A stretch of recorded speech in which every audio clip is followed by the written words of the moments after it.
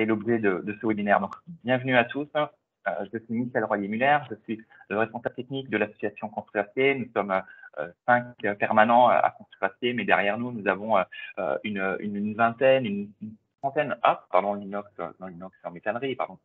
Nous avons une trentaine de membres Construire Acier. Nous sommes l'association de la promotion de l'architecture métallique, un organisme donc de loi 1901. Et derrière nous, nous avons une trentaine de membres qui sont des producteurs d'acier et sidérurgistes. C'est la première grande famille. Bien sûr, tous les producteurs d'acier inox sont aujourd'hui autour de Construire Acier et sont la plupart présents à ce webinaire. On a tout un réseau de distributeurs qui sont présents sur Construire Acier via la FFDM, la Fédération des distributeurs, et les constructeurs métalliques. Donc, constructeurs métalliques plus métalliers, bien sûr. C'est pour ça que je l'ai indiqué ici via le syndicat de la construction métallique et via l'Union des métalliers, dont Jonathan Barrault est ici présent et dira aussi 2 mots rapidement après.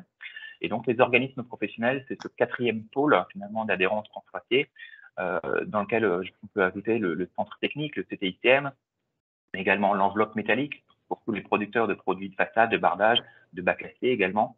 L'AFTA pour tout ce qui est technologie de l'acier peint, Galvazin pour tout ce qui est protection donc des produits avec de la galvanisation, et puis toute la filière peinture anti-corrosion. Donc, si j'élargis vraiment les adhérents de nos membres, ça fait énormément donc de sites de production en France avec 175 000 emplois et environ 20 000 sites.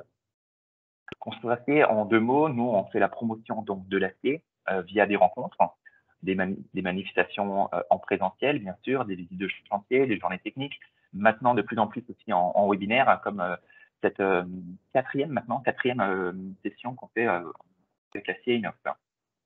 Mais également donc par l'écrit avec toute une série de livres et de revues que l'on édite et que l'on publie. Je publie la revue Matière qui paraît 4 fois par an et sur laquelle, bien sûr, vous pouvez vous abonner. C'est en libre accès, c'est téléchargeable sur notre site et puis par un simple email à notre à Construire Acier, on vous ajoutera à la liste de diffusion.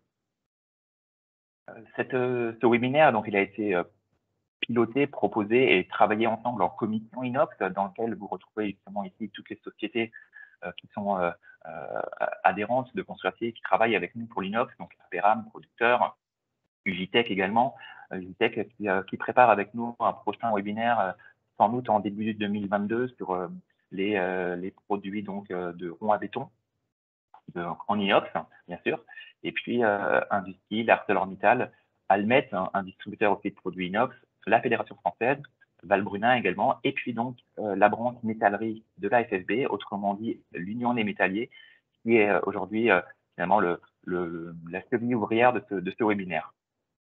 Simplement pour ce slide, pour vous rappeler que on en est à ce 4e webinaire. Vous pourrez retrouver sur notre plateforme YouTube, on a mis en ligne une présentation plus complète, plus longue, plus générale que j'avais faite dans un précédent webinaire sur les inox, sur les familles d'inox bien sûr, avec 3 familles d'inox qui ont été affichées. En métallerie, on le voit ici, il y a 2 familles qui sont utilisées en métallerie. Mais voilà, je vous laisserai regarder ça dans le détail. Et puis surtout, si vous êtes intéressé, on pourra vous donner plus d'informations sur les autres applications de l'inox. Quelques liens éventuellement que je vous donnerai par après en PDF sur le programme. Aujourd'hui, donc, on a 3 interventions. Jonathan Barrault qui va introduire les 2 autres intervenants, finalement délégué général adjoint et responsable technique de l'Union métallier. Et donc, Jérémy Blanc et Alain Canal, que je propose, Jonathan, tu peux présenter directement. À ton tour. Voilà. Tout à fait. Je ne vais pas en dire plus. Encore une fois, pour ceux qui viennent de nous rejoindre, les micros, on les ouvrira en fin de webinaire pour qu'on puisse avoir un temps d'échange, un temps de questions-réponses. Et donc, je vais arrêter mon partage d'écran pour le laisser à Jonathan. Normalement, si je ne me trompe pas, vous voyez mon écran, a priori. Oui, super. On voit ton écran maintenant. C'est parfait. Eh ben, je te remercie, Michel. Et du coup, effectivement, je vais annoncer les différents intervenants. Donc, Jérémy Blanche, qui est le directeur pôle production de Sarmat. On a Alain Quesnel, qui est le fondateur du coup de la métallerie-serrurerie de la Parette. Et donc, moi-même, aujourd'hui, j'interviens en tant que responsable technique de l'Union des métalliers. On va vous parler de l'inox en métallerie. Alors, comment nous est venu en tête ce webinaire? Au niveau de Construire Acier, comme l'a dit Michel, on a quand même plusieurs groupes de travail, dont une commission qui concerne l'inox. Et il est vrai que l'inox en métallerie est présent, mais on voulait quand même en faire une promotion, rappeler un petit peu ce qu'est l'inox, pourquoi est-ce qu'il est intéressant, etc. Et notamment avec une très très belle illustration d'un escalier sec des parties en inox de l'entreprise Schaffner. Euh, on va commencer rapidement avec une brève introduction et notamment en vous parlant d'un guide qui a été créé par le groupe de travail Inox de Lyon des métalliers. Nous rentrerons dans une partie technique avec les bases de l'inox, sur ce qu'est l'inox, les propriétés antico, l'importance d'un matériau de qualité et beaucoup d'idées reçues sur l'inox. On en a fait un léger panel. Ensuite, on va rentrer dans une démarche un petit peu plus de marché avec l'approvisionnement, le coût, quel gain théorique on peut avoir et également un mode de fonctionnement qui est à repenser lorsqu'on travaille avec l'inox. Un petit point très bref sur l'entretien et la maintenance, et puis une conclusion où on vous présentera les différents types de réalisations qui ont pu être faites par les différents métalliers autour de la table. Donc je vais laisser la main à Jérémy pour la première partie, donc l'introduction et les bases de l'inox. Messieurs, n'hésitez pas à me dire quand vous voulez que je déroule les slides. Je m'en Ça chargerai. marche. Aucun problème. Donc avant tout, juste une petite question, est-ce que tout le monde m'entend? Oui. Normalement, Oui. ça passe. Donc bonjour à tous, Jérémy Blanche, je suis responsable du pôle production de l'entreprise Sarmat, après avoir été dirigeant quelques années de l'entreprise Métallerie de Lotion et avant ça, responsable technique de l'entreprise Métallerie de Lotion. Pourquoi je viens vous parler d'inox aujourd'hui? Parce que j'ai eu la chance de pouvoir être le chef de file d'un groupe de travail de l'Union des métalliers, lequel groupe de travail a permis l'édition du livre que vous voyez actuellement sur vos écrans qui s'appelle Inox et métallerie. Et donc, pourquoi est-ce qu'on a eu besoin de faire ce guide? Parce que l'inox faisait l'objet de très nombreuses questions de la part des adhérents métalliers à la Fédération française du bâtiment. Et ces questions trouvaient leur réponse dans des guides parfois extrêmement anciens. Et donc, on a voulu créer un guide plus pédagogique qui accompagne les métalliers depuis la conception d'un ouvrage, la prescription d'abord, la conception, la fabrication, l'installation, et ensuite l'entretien de ces différents ouvrages. C'est vrai que par le passé, l'inox a eu très longtemps une image de produit luxueux.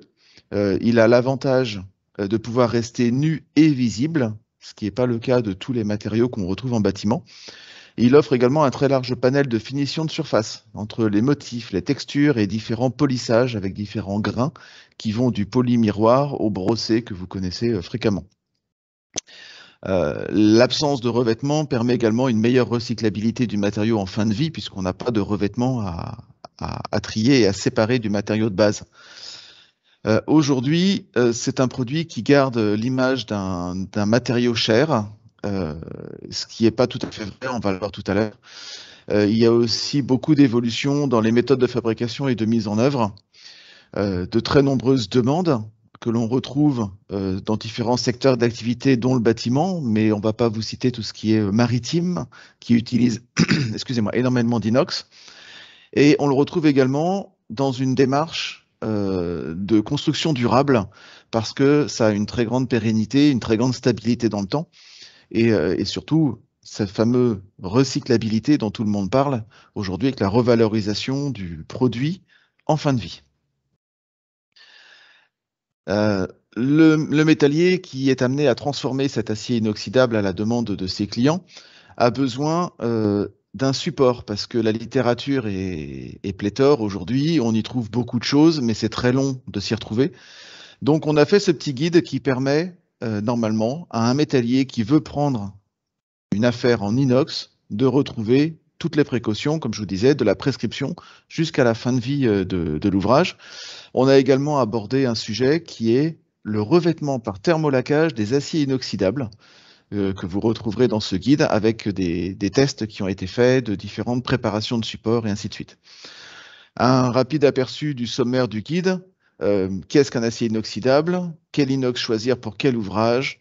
Quelles sont les obligations à respecter? Les précautions à mettre en œuvre pour travailler l'inox? Les différentes étapes de transformation en atelier? Et on va également retrouver tout ce qui est finition, état de surface, l'entretien Et on a voulu avoir cette première partie du guide extrêmement simple, claire et pédagogique, mais on s'est dit que certaines personnes auraient besoin d'aller plus loin. Et là, on a toute la partie des annexes qui permettent de rentrer beaucoup plus dans le détail de la chimie, de la tenue à la corrosion, de la composition, voilà. Donc une première partie simple, succincte et pédagogique, une deuxième partie plus technique, plus poussée, et qui permet de trouver des réponses plus fines que la première partie. Quoi dire sur l'inox? Déjà, première chose, il n'y a pas un inox, mais il y a des inox. Les aciers inoxydables sont regroupés sous 5 familles qui vont de l'austénétique, que vous connaissez tous, la famille des 300, 304, 316. Il y a les ferrétiques, également utilisés dans le bâtiment, la famille des 400. On retrouve des osténoferrétiques que vous connaissez probablement sous le nom de duplex, les martensitiques, moins fréquents dans le bâtiment, et les réfractaires, pas très courants. Point commun de toutes ces familles, on a systématiquement une base d'acier carbone auquel on ajoute au moins 10,5% de chrome et d'autres additifs qu'on verra un peu plus loin pour leur donner des propriétés particulières. Du moment où vous avez acier, alors qu'un mélange fer-carbone plus 10,5% de chrome, vous avez un acier inoxydable, peu importe sa famille. La propriété principale de l'acier inoxydable, il est connu pour son anticorrosion.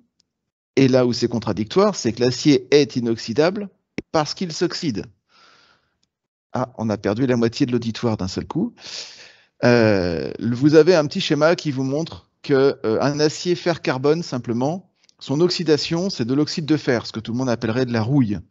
Sur un mélange fer-carbone plus chrome, l'oxydation qui se forme, c'est une couche d'oxyde de chrome, qui est une couche protectrice, qui est étanche, et qui permet de pallier à la création d'oxyde de fer. L'autre avantage de cette couche d'oxyde de chrome, c'est que le chrome étant mélangé dans la matière en elle-même, si vous venez à blesser cette surface d'oxyde de chrome, la couche protectrice va se reformer en quelques secondes pour recréer une nouvelle couche protectrice. C'est pour ça qu'on trouve de l'inox dans beaucoup de lieux publics, tout ce qui va être rampe de skateboard, toutes les zones de frottement dans les aéroports, les gares et ces choses-là, parce que la propriété de l'inox, c'est justement de se réoxyder très rapidement avec une couche d'oxyde de chrome. Attention, la couche d'oxyde de chrome n'est efficace que parce qu'elle est beaucoup plus rapide à se créer que la couche d'oxyde de fer. Il faut par contre avoir un point de vigilance particulière parce que cette couche d'oxyde de chrome ne peut être existante que s'il reste suffisamment de chrome. Je m'explique, on a une vigilance à avoir sur tout ce qui est assemblage soudé des aciers inoxydables parce que la soudure peut, dans certaines conditions, favoriser la création de carbures de chrome qui sont dus au mélange du carbone dans votre acier inoxydable et au chrome. C'est pour ça qu'en cas d'assemblage soudé, on vous recommandera de privilégier des nuances d'inox à bas indice de carbone, ce que vous connaissez peut-être sous l'appellation de L, 304L, 316L, le L signifiant low carbone. Et donc, le faible taux de carbone permet de limiter la création de carbures de chrome pour favoriser les oxydes de chrome. Voilà. Quand on parle d'une couche de protection, il faut quand même relativiser. Là, vous avez un petit schéma qui vous montre que la couche protectrice d'oxyde de chrome, si on la mettait à une échelle humaine, ça représente l'épaisseur d'une feuille de papier sur un immeuble de 20 étages. Quand on considère que l'immeuble de 20 étages est une feuille d'inox de 3 mm d'épaisseur. Donc cette couche, elle est extrêmement fine. Ce qui veut dire également qu'elle est parfois assez facile à perturber. Si vous avez par exemple un grain de meulage d'acier carbone qui vient se coller sur votre acier inoxydable, il va empêcher localement la création de la couche protectrice d'oxyde de chrome. C'est pour ça qu'il faut être très vigilant lorsqu'on travaille l'inox, de bien s'éloigner ou de bien limiter la projection de toute particule qui pourrait venir polluer les surfaces. C'est valable également pour le sel, le grain de sel qui va venir se plaquer en front de mer sur votre inox et qui va localement perturber cette couche d'oxyde de chrome, favorisant ainsi la création d'oxyde de fer. Voilà, on vous disait tout à l'heure que la constante des aciers inoxydables, c'est faire carbone pour avoir de l'acier au carbone plus 10,5% de chrome. On peut ensuite retrouver l'ajout de différentes matières qui vont du cobalt au chrome, au manganèse, au molybdène et suivantes. Tous ces mélanges donnent lieu à une référence particulière d'acier inoxydable. Donc c'est pour ça qu'en fonction des caractéristiques que vous cherchez sur vos projets, il est important de faire attention à cette composition et de faire le bon choix de matière. Là, les fabricants d'inox ou les distributeurs d'inox seront en mesure de vous aiguiller sur le bon mélange à adopter par rapport à votre utilisation. Les matières apportant des caractéristiques particulières. Si on rajoute du manganèse, on va améliorer la résistance à l'attraction, on va augmenter la résistance élastique. Le contrepartie, c'est qu'on va baisser sa résistance à la longue. Également augmenter sa résistance au froid. Enfin voilà. Et la nature est un éternel équilibre. Si on améliore d'un côté, on a tendance à dégrader un peu de l'autre. Donc l'inox est aussi un compromis des propriétés que vous cherchez. Pour vous aider à prescrire, à utiliser le bon inox, il existe une méthode qui s'appelle une méthode CRC, qui consiste à identifier 3 facteurs. Le facteur du risque d'exposition à des chlorures d'eau salée ou à des sels de dégivrage, parce que les endroits où on a le plus de problèmes avec l'acier inoxydable, c'est le front de mer, mais c'est également la montagne, en particulier en bordure de route. Les routes sont très fréquemment salées et ça vient perturber notre acier inoxydable. Donc le premier risque F1 qui est d'identifier la zone, est-ce qu'on est dans un environnement totalement exclu d'exposition au chlorure ou avec un risque très élevé. Donc en fonction de cette classification, vous relevez le premier indice qui s'appelle F1. Le risque d'exposition au dioxyde de soufre, donc c'est valable pour les lieux en atmosphère urbaine par exemple, au bord du périphérique parisien ou dans des zones industrielles. Donc là, vous relevez le deuxième indice qui s'appelle F2.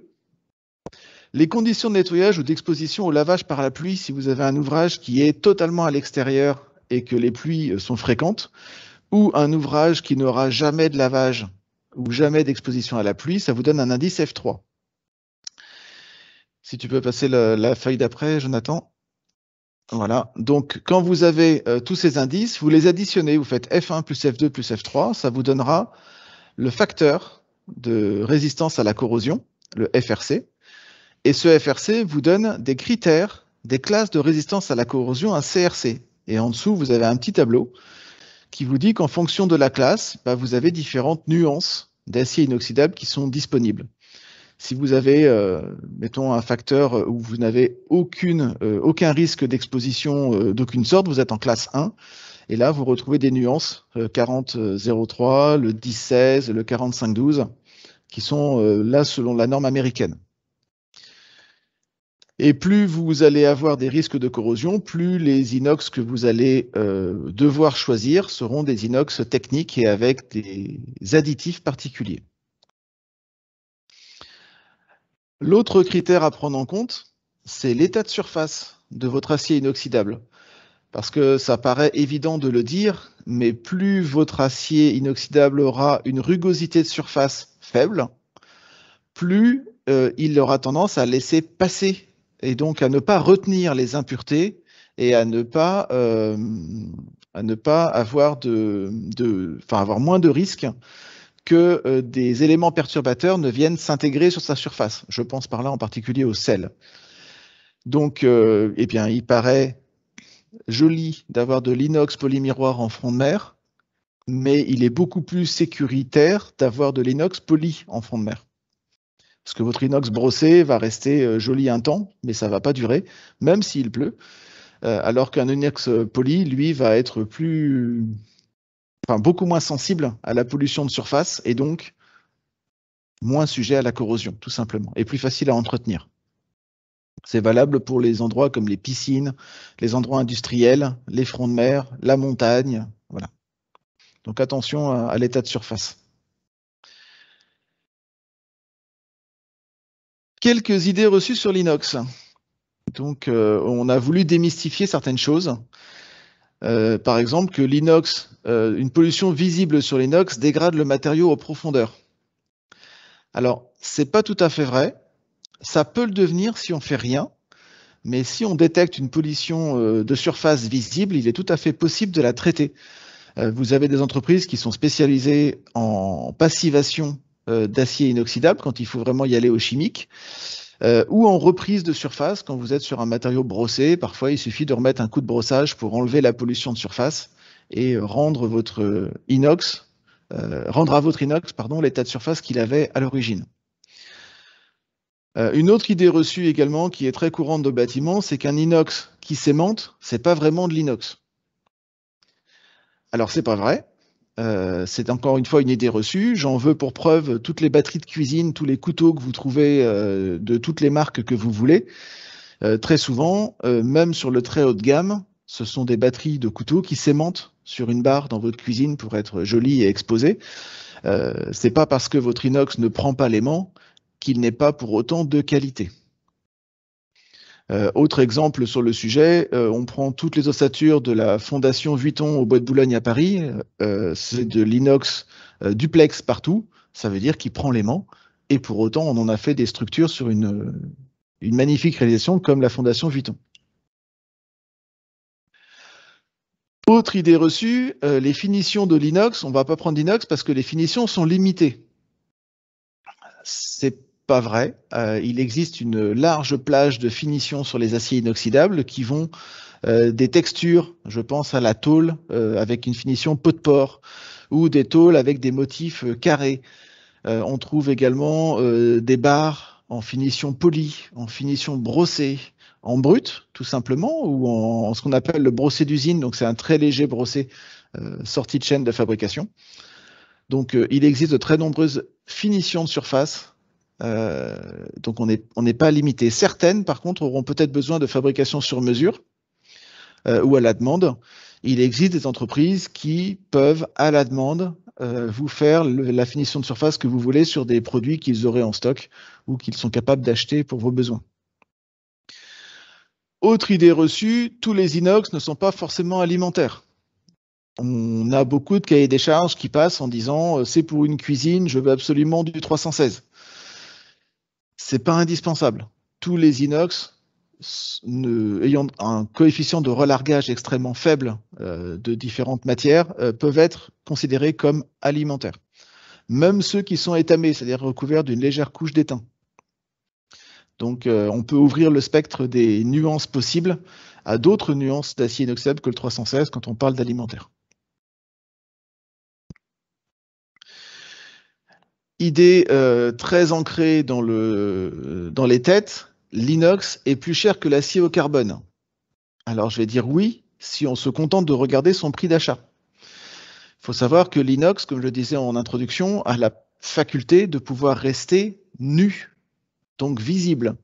Ça veut dire qu'il faut prendre en compte les coûts liés à la protection de l'acier au carbone classique, ou la finition, comme un thermolacage ou ce genre de finition qui ne sont pas toujours indispensables sur l'inox. Il faut prendre également le coût de cycle de vie du matériau, c'est-à-dire les coûts initiaux, tout ce qui est coût d'achat. Les coûts d'exploitation, ce qu'on entend par là, c'est tous les coûts d'entretien, de maintenance, de remise en peinture, tous ces coûts-là qui sont liés à la vie de l'ouvrage, mais également sa valeur résiduelle, c'est-à-dire qu'en fin de vie, l'inox a encore une valeur marchande importante pour des raisons de recyclage en particulier. Donc si on prend le coût du matériau sur son cycle de vie complet, l'inoxydable est un matériau tout à fait compétitif. Oui, petite notion, lorsqu'on parle du bâtiment, dans le bâtiment, les inox que l'on consomme sont soumis à la NFEN 10088-4 et 5 pour les produits longs et les produits plats. Cette norme oblige le marquage CE sur les produits qui sont achetés pour un usage bâtiment. Donc, ça fait partie des choses que les entreprises qui vont acheter les matières pour les transformer en vue d'un usage bâtiment, construction, devront demander à leurs fournisseurs. C'est un des points de difficulté qu'on peut rencontrer, c'est que les distributeurs n'ont pas toujours la totalité des certificats CE qui correspondent aux matériaux qu'ils ont en stock. Mais bon, on peut quand même en faire la demande et on arrive quand même la plupart du temps à les avoir. Et je précise du coup qu'il y ait ce marquage CE obligatoire puisque réglementaire, à savoir que le marquage CE, il est dû ou pas, et lorsqu'il est dû, ceux qui doivent l'apposer doivent être en capacité, en mesure de vous fournir ce certificat à n'importe quel moment. Voilà, une petite précision, mais on parle bien d'obligation dans le cas du marquage CE. Tout à fait. Alors, j'avais prévu initialement de faire une petite pause ici, s'il y avait des questions, mais je ne sais pas, Michel, si c'est facile d'activer les micros ou pas en milieu de présentation, ou si on garde tout pour la fin. Et si on garde tout pour la fin, on peut passer à la partie marché de l'inox. C'est comme tu préfères, Michel. On t'entend pas, Michel. Et je ne te vois pas non plus. Donc, Je disais que je viens de les allumer à l'instant, les micros. Donc, les gens peuvent poser des questions s'ils le veulent, effectivement. Ça permettra de faire une petite séance de questions déjà maintenant. Normalement, les micros, vous pouvez les allumer. D'accord. Alors, je ne vois toujours pas les personnes, hein, Michel. Du coup, n'hésitez pas à lever la main si vous avez des questions et Michel, il pourra vous donner la main. Ouais.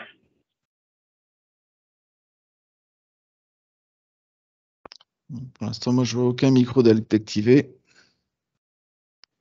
Non, Si. pas de questions. Si. Allô, bonjour. Oui, bonjour. Bonjour. C'est Youssef Zaradé de Arcadis. J'ai pas bien compris la consommation de l'inox que vous avez participé. C'est toute la hauteur de l'étage, c'est-à-dire c'est la consommation mondiale ou c'est la consommation en France? C'est les 3 millimètres seulement qui Alors, bâtiment non. ou toute la hauteur qui est. Alors, en fait, l'idée, c'est de redonner à une échelle humaine une idée de proportion entre la couche d'oxyde de chrome et la Oui. matière. Donc, en fait, l'idée, c'est si on considère que la couche d'oxyde de chrome est sur une tôle de 3 mm, Oui. eh ben, c'est proportionnel à une épaisseur de feuille de papier au sommet d'un immeuble de 20 étages. Ah, d'accord, ok. Voilà, c'est pour donner une. En fait, cette couche, elle est infinitésimale en termes d'épaisseur et pour autant suffisante. C'est justement parce qu'elle est infinitésimale en termes d'épaisseur qu'elle est extrêmement rapide à se générer. Et après, vous avez évoqué qu'il y a une couche protectrice de l'inox et qui a une certaine épaisseur. Est-ce que cette épaisseur peut être augmentée ou il y a des règles il y a des règles qui limitent son épaisseur? Parce que vous dites on peut l'agresser, ça se cicatrise tout seul, mais quand même des rayures profondes, ils peuvent attaquer, enfin et découvrir bête à nu l'acier, les Alors, pulser. Et c'est quelle est l'épaisseur maxi? À alors, votre avis, qu'on peut demander pour une je, durée de vie de combien?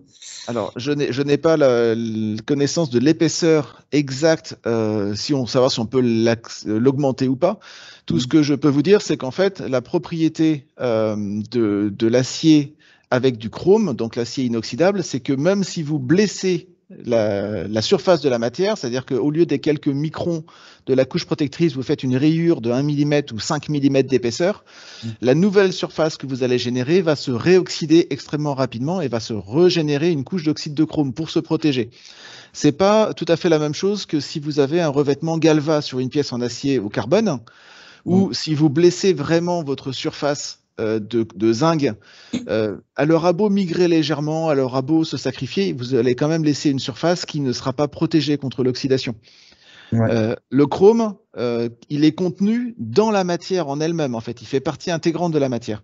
Donc, à ce titre-là, la couche d'oxyde de chrome se régénère de façon extrêmement rapide et sur toutes les nouvelles surfaces qui auront été générées et engendrées par cette blessure. En fait, il faut comprendre par là que le chrome est présent de manière relativement homogène dans toute l'épaisseur, dans tout le volume du matériau. Du coup, effectivement, quelle que soit la profondeur de l'entaille de la blessure, on aura toujours ce fameux chrome qui sera ici à cœur, qui sera là pour venir capter le CO2 et du coup en faire cette couche protectrice. D'accord, ok, c'est plus clair pour moi. Merci beaucoup. Rien. On a, On a d'autres personnes qui souhaitent intervenir. on a un Mathieu qui a levé la main. qu'il a baissé de nouveau, visiblement. Mais s'il souhaite intervenir, oui. Ou alors Loïc, CG Metal, 27. Oui, c'est pas Loïc, c'est son collègue, mais j'ai une question. Oui, allez-y. Donc, le marquage CE, je ne comprends pas ce que c'est exactement. C'est obligatoire dans le bâtiment quand on fait des ouvrages pour des architectes ou pour le particulier, c'est obligatoire aussi?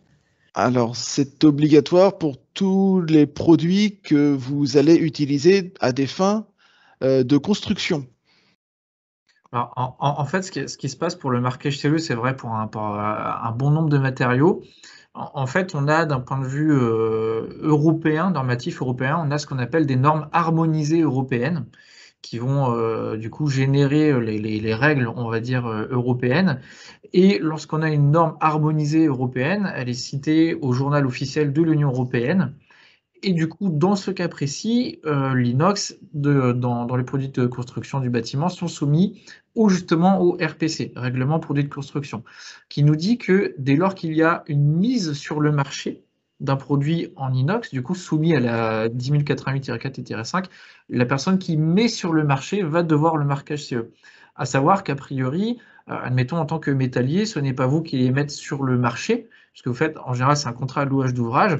En revanche, la personne qui va vous vendre les tôles inox, enfin les tôles, les profilés inox, eux font une mise sur le marché, ils vous les vendent, et dans ce cas-ci, le marquage CE est obligatoire de leur côté. Ils ont un certificat CE avec l'étiquette, des informations, le numéro de série, le lot, le numéro de dossier, etc. Donc c'est bien eux qui doivent vous le fournir, parce qu'il y a une mise sur le marché, alors que vous êtes plutôt en contrat de louage d'ouvrage, et du coup, vous avez déjà acheté vos produits en amont. Ok. Par contre, par précaution, quand on travaille des produits en inox, il faut prendre l'habitude de demander les certificats matières, lesquels ont le petit symbole CE dessus, pour que si votre client vous demande au titre de la norme de lui produire les éléments pour garantir, eh ben, au moins vous aurez les documents. À savoir, une petite précision, parce qu'on fait souvent l'amalgame, notamment avec le marquage CE sur les jouets, etc. On nous dit que le marquage CE est gage de qualité. Il faut faire attention, ce n'est pas forcément gage de qualité, c'est une déclaration.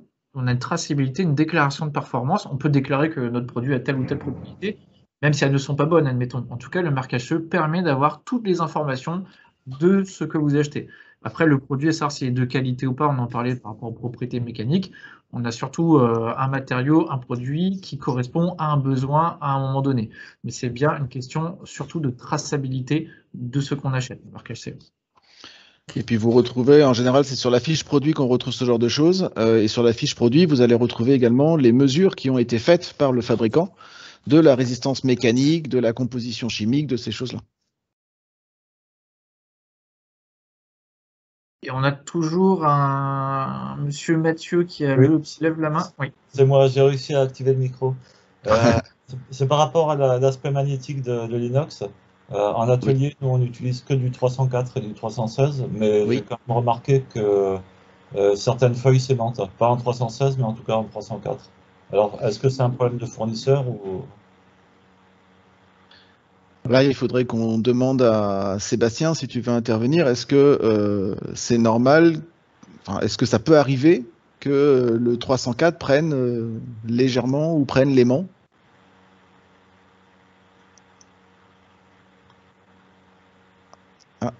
Il faut juste activer le micro. Ouais. Oui.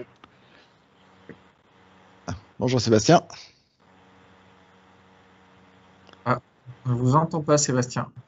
Non. Le micro est activé, mais on ne vous entend pas. Et là, on est bon? Ça y est, ça y est. Ça y est. Alors, ok. Par expérience, j'ai déjà rencontré des problèmes de magnétisme sur des zones pliées à fort rayon, mais c'est vraiment très rare. Hein. On a un peu de... Ça peut arriver, quoi qu'il en soit. Mais sur des tôles planes, c'est vraiment exceptionnel.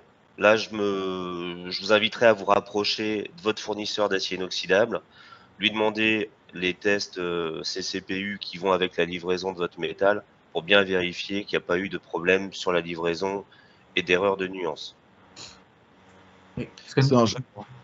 Normalement, le 304 est un inox austenitique, je suppose. Austenitique, oui. Exact, ouais. Donc, effectivement, c'est à partir du moment où on a des ferritiques ou des duplex austénoferritiques qui doivent être aimantés pour la partie effectivement ferritique.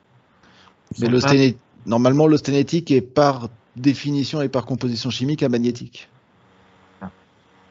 Après, tout dépend. Je mettrai quand même un petit bémol. Il ne faut pas oublier que derrière l'acier inox, on a quand même une base fer-carbone.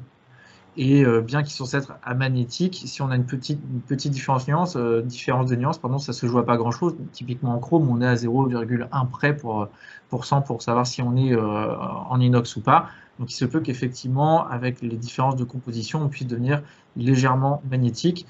D'où le fait, comme le rappelait Jérémy tout à l'heure, l'importance des certificats matière qui vous permettent de savoir si ce que vous avez commandé est justement la bonne nuance. Puisqu'on peut avoir quand même des petites dérives dans les compositions. Ça reste de la chimie, la fabrication autant de l'acier que l'inox, de la plupart des matériaux. Donc on a forcément des fourchettes, on va dire, de pourcentage de composants qui peuvent varier légèrement. Donc renseignez-vous au niveau des CC matières pour être sûr que vous avez reçu exactement ce que vous avez commandé et qu'on est bien dans les tolérances de l'inox 304. Ok, merci. De rien. Alors, je vois qu'il y a d'autres questions ou pas? Je n'en vois pas, mais n'hésitez pas. Parce que moi, j'ai fait baisser la main à tous ceux qui étaient déjà intervenus. Je ne sais pas si c'est parce qu'ils ont redemandé la parole. Je crois qu'on peut peut-être poursuivre du coup. Ok. Eh ben, on passe sur la partie marché. Hop. Alors. Et donc, nous allons laisser la parole à Alain Quesnel. Je dois rallumer son micro du coup. Bonjour à tous.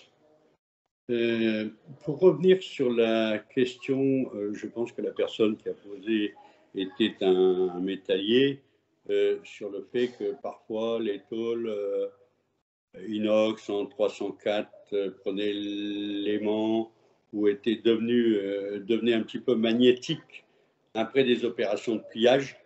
Ça, c'est assez fréquent suivant le type d'outillage qu'on utilise. Parfois, il y a des outillages qui sont un petit peu blessés et qui ont tendance à rayer sur le trait de pliage en fond de V. Et là, effectivement, ça laisse un dépôt de micro-particules métalliques qui, sur le trait de pliage, ont tendance à prendre l'aimant. Et si on déplace l'aimant, on voit très bien qu'il y a une différence de magnétique. Alors, je ne sais pas pour les petites recettes, mais il y a une solution qui consiste à veiller à ce que les outillages soient extrêmement bien lisses. D'autre part, de légèrement les graisser en passant un chiffon tout simplement.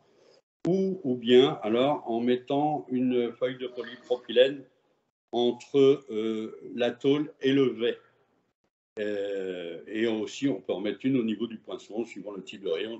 Bon, enfin, là, on est dans la précision, mais c'est ce qui permet d'éviter les petits soucis, parce qu'effectivement, sur le trait de pliage, si on a insisté un petit peu, ça peut engendrer aussi une trace de corrosion superficielle.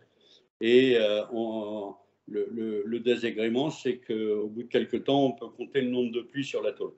Donc, c'est une petite recette pour éviter ce genre de désagrément qui se résout assez bien soit en passivant les tôles, mais ça, c'est un peu plus compliqué, mais déjà en les essuyant très bien au niveau du trait de pliage. Mais l'idéal, c'est de ne pas faire de marquage. Voilà, c'était juste ce que je voulais dire. Il existe sur le marché des gens qui vous vendent ce genre de couche de protection à mettre sur vos machines sous forme de dévidoir que vous pouvez installer d'un côté de votre V de pliage et puis vous pouvez tirer dessus. C'est aussi très utile si vous faites de la tôle à motif ou à texture parce que ça évite de marquer la texture ou le motif au moment du pliage. Ça limite beaucoup la marque. Voilà, donc ça, bon, après, il existe des outils, des V à rotation qui permettent de ne pas marquer. Il y a aussi les matelas d'adiprène qui permettent de ne pas avoir de V, de plier directement avec le poinçon sur le matelas.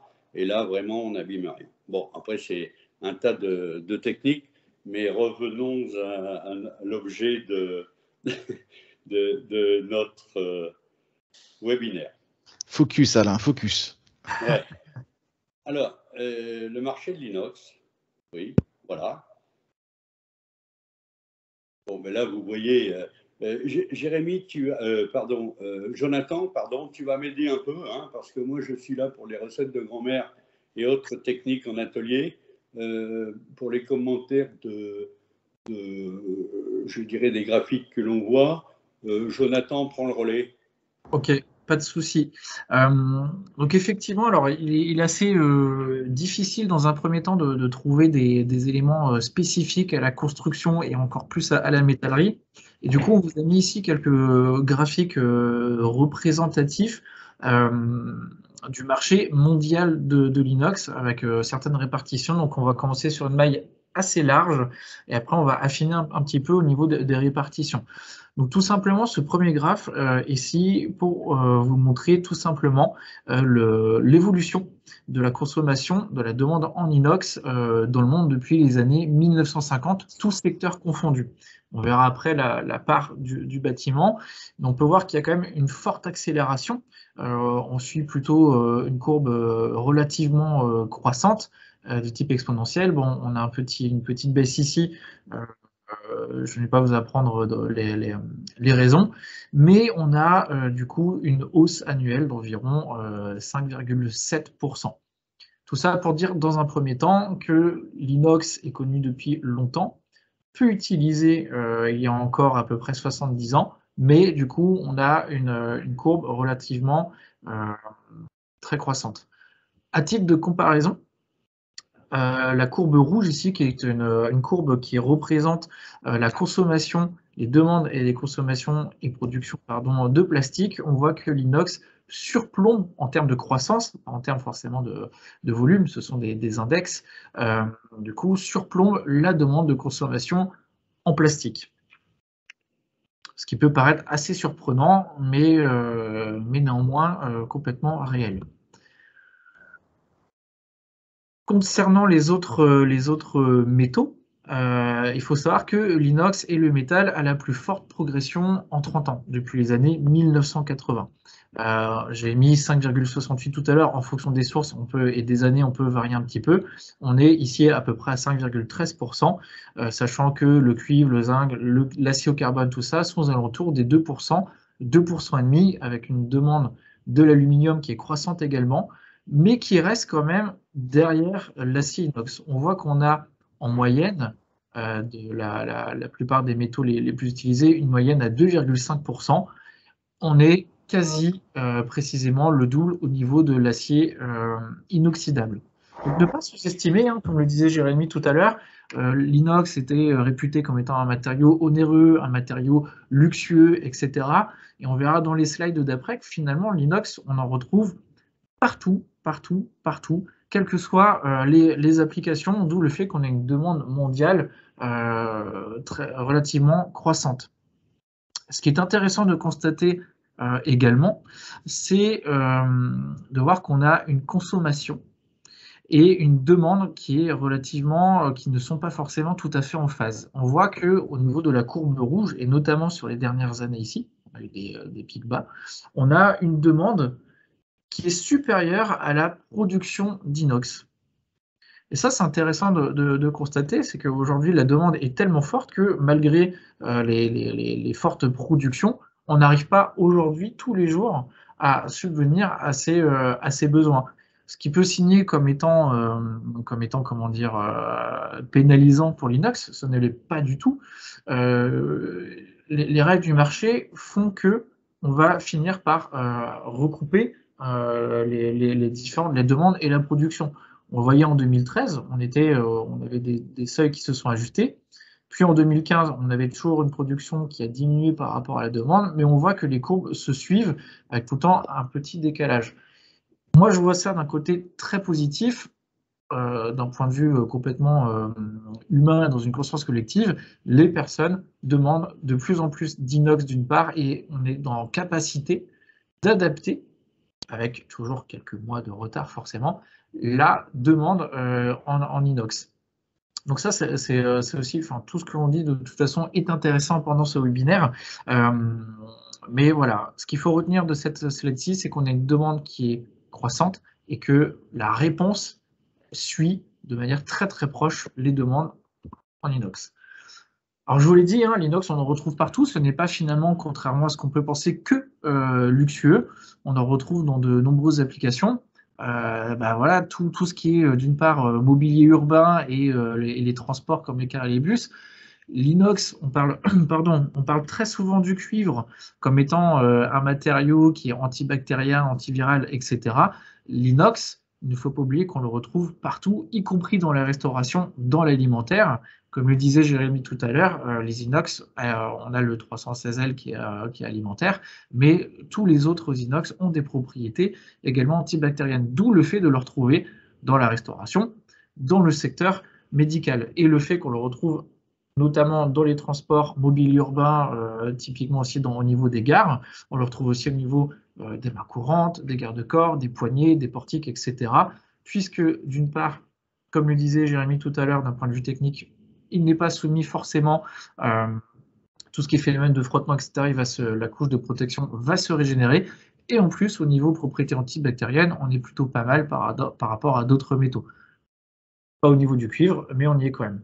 Et on le retrouve effectivement, encore une fois, dans l'industrie, la transformation et pour finir, dans la construction objet de ce webinaire. Un petit peu plus dans le détail, l'utilisation de l'acier inoxydable par secteur. On voit qu'ici, au niveau de la construction, on représente 12,4%. Sachant qu'une grande majorité se retrouve dans l'ingénierie mécanique. On a aussi dans ce qu'on appelle les produits métalliques tout court. Alors, cette partie, pour nous, est assez obscure. Allez savoir ce qui se cache ici. Ça peut très bien faire partie un petit peu du bâtiment, etc. Il faut savoir que on vous demandera de plus en plus de traçabilité de vos matières, d'où le fait de les certificats de matière. Mais également, avec différentes réglementations qui arrivent, on doit avoir une traçabilité en amont et en aval de vos matériaux, ce qui permettra d'avoir sûrement un maillage un petit peu plus fin ici. Quoi qu'il en soit, au niveau de la construction, on est à 12,5% de consommation de l'inox dans le monde. Je vais redonner la main à Alain concernant l'approvisionnement. Il va vous parler plus en profondeur de son retour d'expérience directement au niveau de sa métallerie par rapport à ses très nombreuses années en tant que beau-faiseur d'inox. Alors, merci Jonathan, tu as très bien commenté, tu l'as fait beaucoup mieux que moi. Maintenant, en termes d'approvisionnement, et là, en tant que métallier, on a vécu un certain nombre d'aventures en une quarantaine d'années, puisqu'aujourd'hui, j'ai transmis l'entreprise avec bonheur à des jeunes qui perpétuent le principe que nous avions mis en place avec l'esprit qui va bien. Donc, je suis un petit peu plus libéré. Donc, au lieu de le faire, maintenant, j'en parle. Et puis, c'est vrai que quand on arrive à un certain âge, on en parle beaucoup mieux que ce qu'on fait. Alors, une fois qu'on a dit ça, le métallier, le fabricant, soit répond à des appels d'offres, soit à une demande particulière d'un client, ou même veut se lancer dans un produit propre qu'il aurait imaginé et à développer. Alors, d'abord, la difficulté, c'est de respecter le cahier des charges quand il y en a un, ou de savoir proposer des solutions qui permettent de le respecter en partie et de négocier les petites parties un petit peu plus floues. Une fois qu'on a dit ça, et suivant les quantités dont on a besoin, et suivant le type de produit, parce qu'on peut avoir des produits plats, de la tôle, du plat, mais on peut avoir aussi du tube et un tas d'autres profils, ne serait-ce que de la cornière, du thé, on arrive à trouver un petit peu tout. La vraie difficulté, c'est de trouver les nuances qui correspondent exactement aux travaux que l'on souhaite faire. Et parfois, il faut requalifier un petit peu le produit par rapport au cahier des charges, même s'il y a eu des données de base en termes de nuances à utiliser. Parce que, comme l'a dit Jérémy tout à l'heure, par le guide de l'inox ou autre, il faut savoir définir la nuance qui correspond la mieux à l'utilisation et à la destination du travail qui va être fait. Et quand on est dans des milieux corrosifs, on a besoin d'être très précautionneux pour ne pas avoir de soucis. On sait tous, les fabricants, que tout le monde s'imagine qu'en prenant de l'inox, un produit de qualité, eh ben, on n'a pas besoin de l'entretenir ou très peu, ou on ne sera jamais embêté, notamment en bord de mer et tout, où on a une envie comme ça de produits. Alors, on est obligé d'anticiper en termes d'études, de savoir déjà, et encore plus dans le cadre d'un appel d'offres, de bien analyser cet appel d'offres et de savoir repérer les difficultés d'approvisionnement que l'on pourrait avoir. Parce que de tout temps, et je dirais un petit peu plus aujourd'hui, les délais sont toujours présents dans tout ce que l'on fait et on est obligé de trouver la voie d'approvisionnement qui va le mieux et même d'anticiper dans le cadre de la préparation des appels d'offres, de déjà se renseigner auprès de fabricants, fournisseurs ou de revendeurs si la piste que l'on a choisie est la bonne et qui correspond aux quantités dont on a besoin. Parce que il n'y a rien de pire que de partir sur un produit et de ne pas le trouver, ou pire encore, d'être obligé de le panacher chez différents fournisseurs, où là, malgré les certificats de matière, et je ne mets pas en doute du tout le principe de tout ça, mais il peut y avoir des erreurs d'aiguillage dans les paquets, et si on ne s'en aperçoit pas, ça peut être fatal.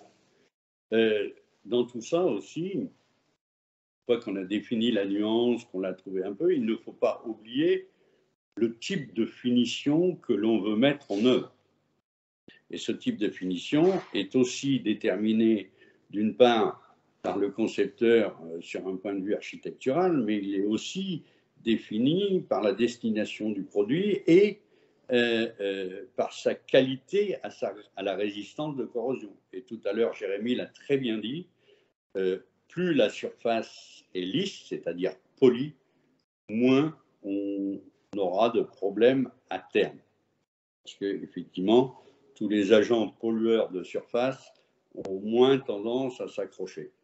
Donc ça, c'est à prendre aussi en compte. Alors parfois, les problèmes de polissage, on aimerait mettre du polymiroir, mais esthétiquement, ça ne correspond pas à l'objet. Donc là, nouvelle recherche, comment peut-on faire et qu'est-ce que ça risque d'engendrer derrière. Donc c'est toute une démarche qui permet de choisir le bon produit et de pouvoir aussi le travailler, je dirais, sereinement. Ça, c'est très important de ne pas être obligé de refaire des finitions après fabrication, parce que là, et ça, c'est mon point de vue personnel, c'est un mange-temps incroyable. Et plus on aura maîtrisé la qualité du produit au départ, ce qui définira aussi la façon de travailler, ça permettra de gagner quand même pas mal de temps. Donc ça, c'est une chose. Après, évidemment, il faut avoir le réseau, donc il faut se le constituer avec le temps. Et ça, c'est de nombreux échanges. Et suivant les périodes, les années, malheureusement, on est parfois obligé de varier les sources d'approvisionnement, toujours pour obtenir le résultat.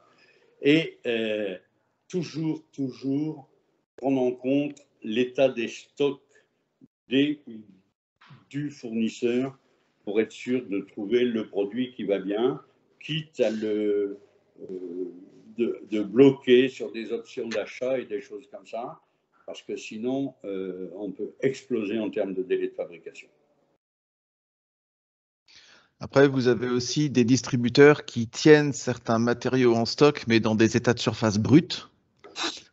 Et il faut en fait avoir le double réseau fournisseurs de produits de base, mais également quelques sociétés qui sont spécialisées en finition. Des fois, on peut acheter sur stock des produits bruts, les livrer chez un finisseur qui va vous traiter, polir, brosser, voilà, les différentes surfaces pour ensuite récupérer un matériau prêt à transformer avec les bons états de surface. Attention aussi, enfin, vous retrouverez, si vous lisez le guide, tout un tas de précautions dans la transformation pour éviter d'abîmer ces états de surface et donc pour éviter d'avoir à les reprendre, comme disait Alain, parce que quand on commence à reprendre à un bout, souvent il faut reprendre jusqu'à l'autre bout et c'est compliqué de reprendre certains états de surface. Je pense au polymiroir en particulier.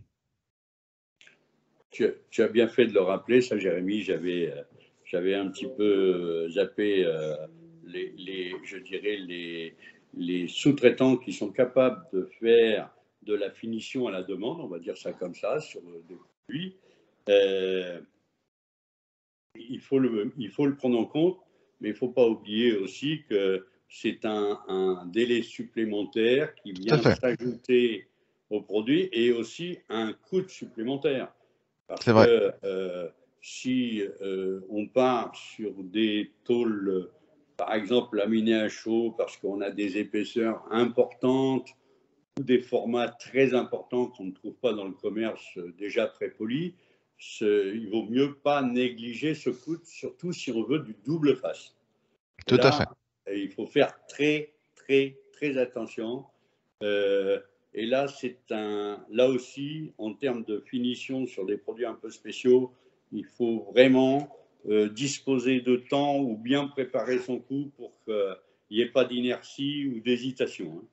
Tout à fait. Et si jamais vous avez des besoins qui commencent, qu'on pourrait qualifier de conséquents en approvisionnement, n'hésitez pas à vous rapprocher directement d'un producteur plutôt que d'un distributeur, parce que parfois on peut avoir surproduction avec des délais pas forcément beaucoup plus longs que si on doit jongler entre le distributeur, le parachèvement et ainsi de suite. Certains producteurs de matériaux sont capables de vous sortir des barres avec la finition attendue dans un délai qui peut être qualifié de raisonnable ou de comparable avec ce qu'on pourrait avoir via les distributeurs revendeurs et le parachèvement. Et dans la nuance, comme ils produisent dans la bonne nuance que vous cherchez. Oui, nuance, finition.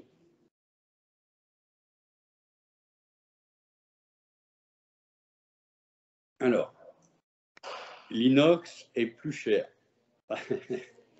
Alors, c'est vrai. C'est vrai. Le prix d'achat, surtout dans des produits de finition, comme on a évoqué auparavant, et si on n'est pas trop habitué, on peut marquer un temps de surprise quand on reçoit la proposition du fournisseur. Il n'empêche que il est nécessaire quand même, pour se lancer dans des travaux d'inox, de s'être fait son expérience ou de bien se renseigner auparavant. Parce que le prix d'achat est une chose, et souvent, quand on prend des produits finis, c'est encore pire, si je peux dire ça comme ça, et là je me place du côté de l'acheteur. Mais il n'empêche que tout le process qu'on va mettre derrière de fabrication doit absolument tenir compte d'une part de l'ouvrage, mais ça c'est une lapalissade, mais tenir compte du type de finition du produit qu'on va travailler, parce que ce n'est pas forcément la même façon de le travailler, et surtout toutes les précautions que l'on va mettre dans le cadre de l'assemblage ou du parachèvement pour ne pas abîmer le produit en cours de préparation. Parce que plus on va l'abîmer, plus on aura des soucis de reprise de polissage. Et comme l'a si bien dit Jérémy tout à l'heure, on ne peut pas se permettre de faire une reprise de polissage, mais là je dirais sur pratiquement toutes les finitions, en partie, on est obligé de resurfacer l'ensemble de la pièce. Sinon, on verra toujours la différence de reprise. Et je dirais que là, il y a une véritable anticipation dans l'étude de produit, dans savoir comment on va le couper, limiter les chutes? Est-ce qu'on peut récupérer les chutes pour faire quelque chose dans cet ouvrage? Il y a toute la partie, je dirais, grande préparation des pièces, soudure déformation, où là, c'est vraiment un paramètre à prendre en compte parce que si on oublie que l'inox est un matériau qui réagit à la chaleur très facilement, ça va nous jouer des tours en termes de planité et de qualité de finition à terme. Et ça, c'est très important de maîtriser les déformations avec tous les procédés de soudure qui vont bien. Sinon, c'est compliqué.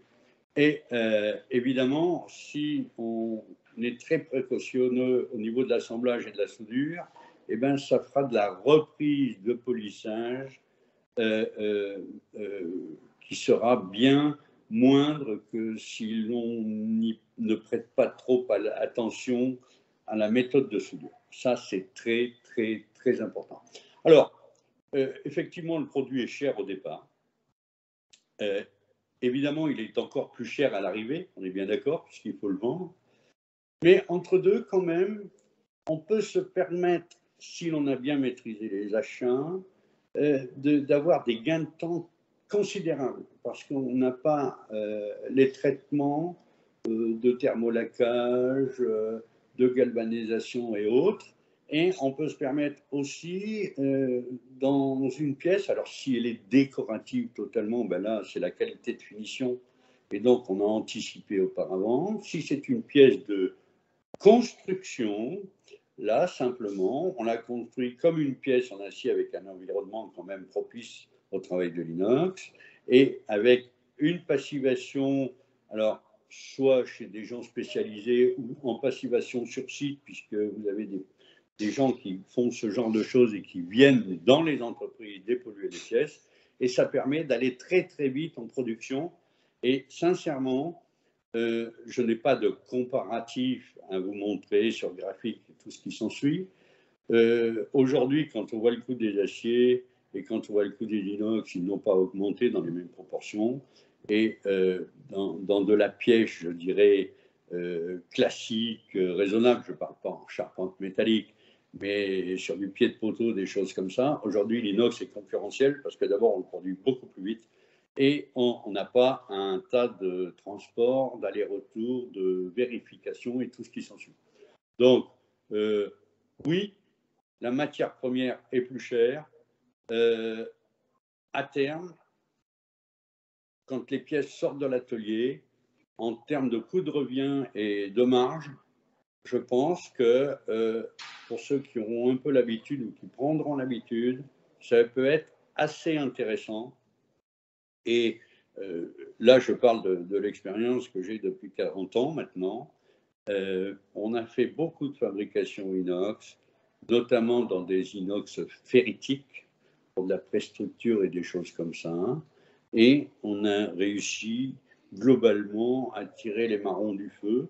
Ça veut donc dire qu'on est, je pense, sur la bonne voie, sous réserve qu'on soit attentionné pour ce produit. On ne peut pas le maltraiter. Voilà.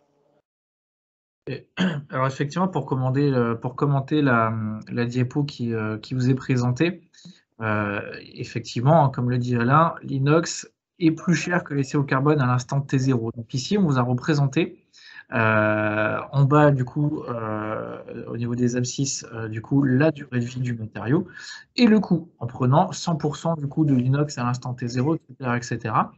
Et on voit qu'au niveau pour un acier au carbone peint, on voit qu'on est beaucoup moins cher à l'instant T0, mais on aura des opérations tout au long de la durée de vie du matériau qui vont finalement, en termes d'entretien et de maintenance, coûter un petit peu, puis coûter un petit peu, puis surcoûter, etc. Et on voit ici à travers ce graphe-ci, cet exemple précisément, qu'au bout de 30 ans, l'inox devient plus rentable qu'un acier au carbone uniquement peint. Et encore, je ne vous parle pas de peint plus galva, etc., ce qui aurait tendance à limiter l'écart de prix ici. Donc il faut regarder ce qu'on a mis ici en bas. Au départ, le coût de l'acier inox divisé par le coût de l'acier au carbone avec tous les traitements, etc. Si on a un facteur 3, grosso modo, on aura un retour sur investissement de 30 ans. Si on a un facteur 2, au bout de 20 ans. On vous épargne les calculs. Mais ce qui est important de retenir, c'est vraiment ne pas regarder à l'instant T0. C'est bien difficile, effectivement, quand vous allez prescrire ou vendre de l'inox. La personne en face va regarder ce qu'elle a dans son portefeuille à l'instant T. Mais il faut vraiment essayer de viser beaucoup plus loin, sachant que la durée de vie d'un bâtiment est d'a priori 50 ans, que la plupart des éléments constitutifs, leur durée de vie est de 50 ans, on vous montrera après, voire 100 ans pour certains. Donc, avant la fin de durée de vie, on va dire, du bâtiment, on est rentable assez finalement rapidement, puisque 30 ans ou 20 ans, à l'échelle d'un bâtiment, ce n'est strictement rien. On aurait pu vous dire, oui, à long terme, l'inox coûte moins cher, etc. On a préféré l'appuyer via une source ici qui est Purest, qui nous a gentiment cédé ces slides, pour vous montrer qu'on est à long terme. En tout cas, à l'échelle de durée de vie du bâtiment, on est rentable. Et lorsqu'on pousse plus loin, à l'échelle de 70-80 ans, on voit qu'on est très, très largement rentable à choisir de l'inox.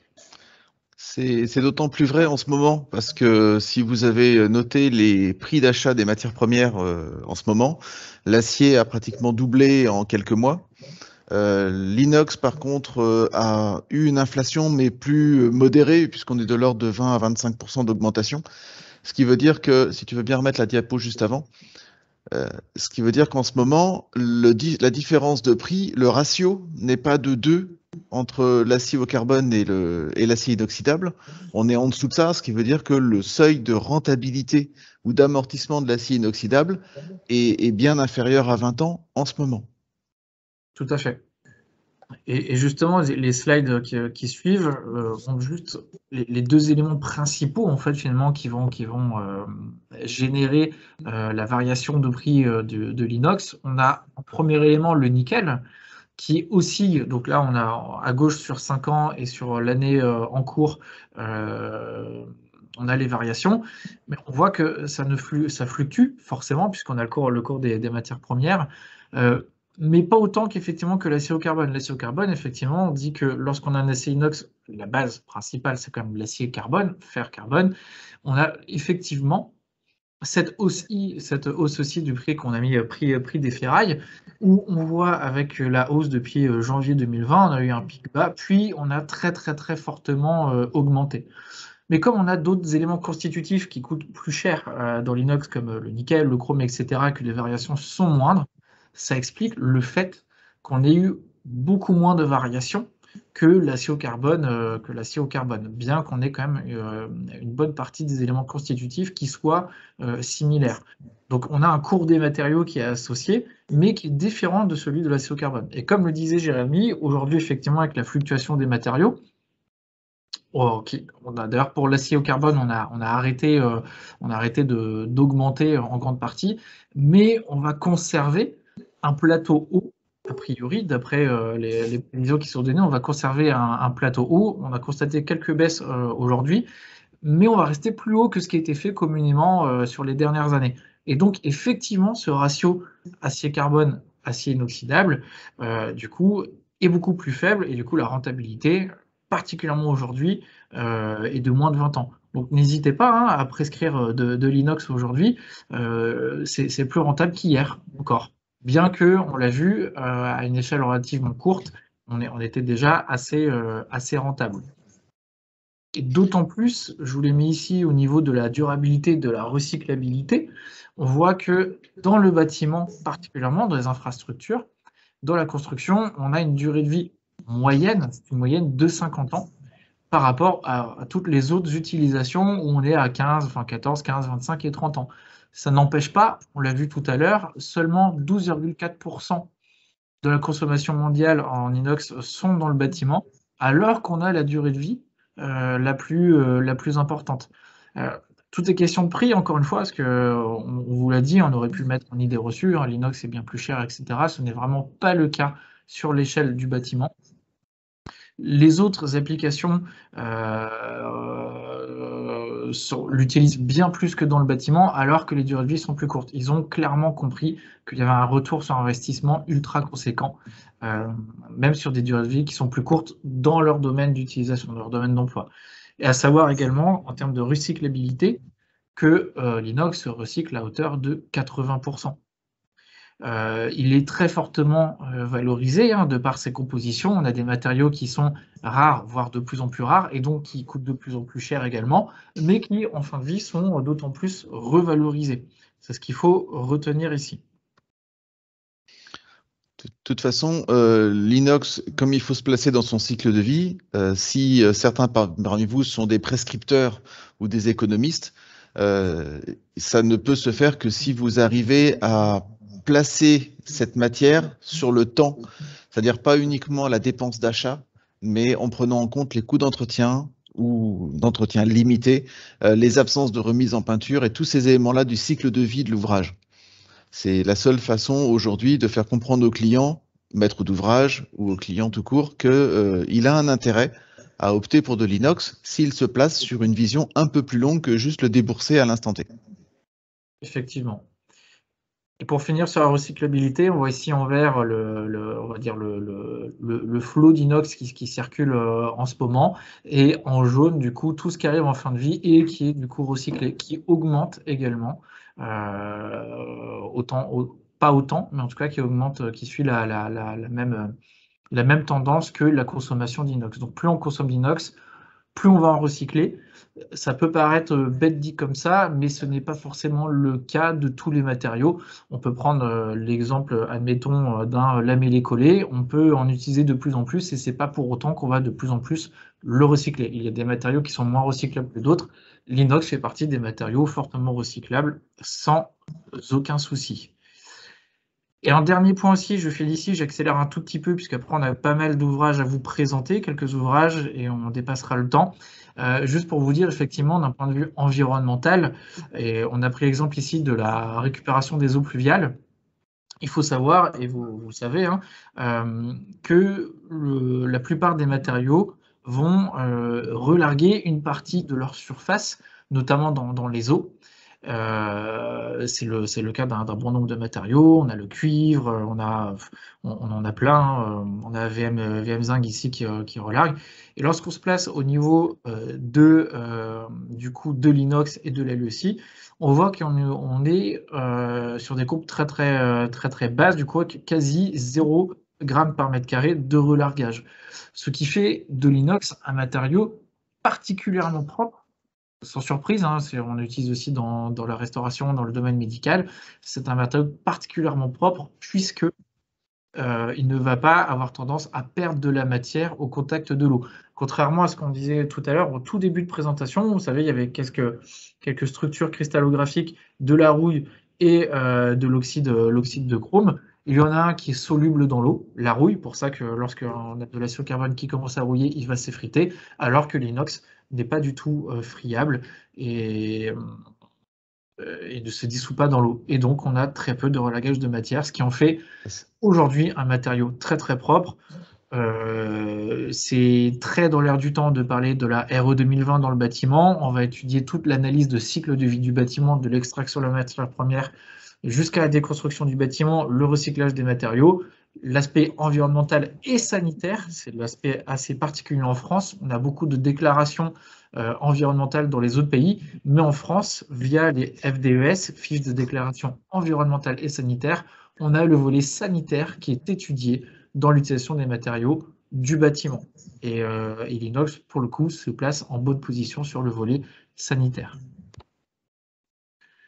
Je rends la main à Alain sur le mode de fonctionnement qui est à repenser. On en a parlé très rapidement tout à l'heure. Mais voilà, juste pour signaler qu'on a un mode de fonctionnement qui est inversé par rapport à une phase, à un chantier classique. Alain, je te rends la main. Oui, après, on va passer aux commentaires des ouvrages. Ça sera un petit peu plus simple, mais sur le grand principe, comme je disais tout à l'heure, approvisionnement et phase étude, les deux vont ensemble. Sinon, on risque de faire une étude qui ne soit pas juste, surtout si on a des notions de résistance avec des calculs qui permettent de justifier ne serait-ce qu'une structure de base pour mettre un habillage dessus. Si on ne trouve pas la bonne nuance sur laquelle on est parti pour faire le calcul, on recommence. Donc, autant vérifier qu'il y a la possibilité de trouver les produits avant et que surtout on puisse les obtenir. Et même parfois, pour pouvoir travailler sereinement, on met des options d'achat sur des lots de façon à pouvoir avancer et d'être sûr de trouver le produit. Et ça permet après de faire ces notes de calcul en toute sérénité et d'avancer.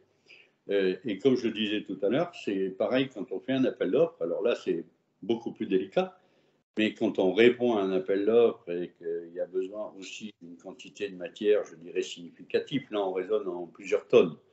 Là aussi, il faut se renseigner si la matière se trouve dans des délais raisonnables et si des fois il y a des grosses hésitations, et travailler avec bien sûr les fabricants, comme l'a dit Jérémy tout à l'heure, et de tenter de commencer à avoir des options d'achat ou des choses comme ça qui permettent d'avancer à peu près sereinement, surtout si on est dans les tubes un petit peu épais et avec des résistances particulières, où là c'est très compliqué, il faut dire les choses comme ça, de trouver la matière homogène dans la même nuance et tout. Globalement, on a trouvé avec les années, enfin pour l'entreprise, on travaille beaucoup à base de tôle et on fait énormément de pièces en tôle pliée. C'est ce qui nous facilite un petit peu la vie parce qu'en profil, c'est un peu moins simple. Le tube rond, on trouve, le carré rectangle, oui, mais quand on est dans des épaisseurs un peu particulières, c'est plus compliqué. Mais ça se trouve. Donc, anticipation, prévision, réflexion, recherche, et on avance après sur le produit. Super. Un petit point sur l'entretien et la maintenance, du coup, par Jérémy. Donc effectivement, une des grandes idées reçues sur l'inox, c'est que une fois qu'on a fait son ouvrage en inox, on n'a plus besoin de l'entretenir. C'est pas vrai.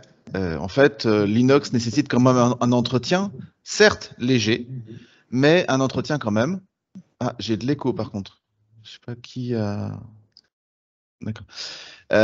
Il faut l'entretenir. Alors c'est très compliqué d'entretenir de l'inox. Hein. Il vous faut un produit chimique très compliqué qu'on appelle l'eau, une bonne éponge, et vous pouvez entretenir comme ça la majorité de vos ouvrages.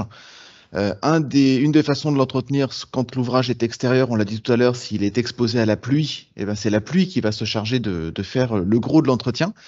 Mais régulièrement, mettre un petit coup de nettoyage à l'eau claire ou à l'eau savonneuse, c'est tout à fait suffisant. Attention aux produits. On trouve beaucoup de problématiques d'inox qui se colorent avec le temps parce qu'il a été nettoyé avec des produits à base de javel et dérivés de la javel.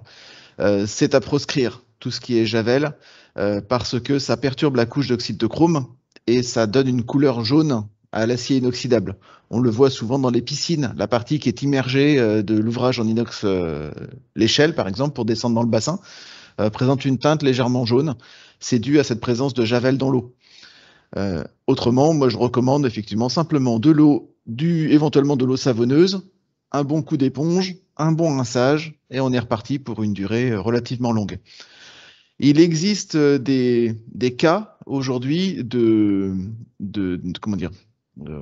d'appel en responsabilité d'entreprise sur des ouvrages en inox qui rouillaient que pour la moitié. Par exemple, sur un garde-corps, ils ont essayé de comprendre pourquoi la moitié de droite rouillait et pas la moitié de gauche.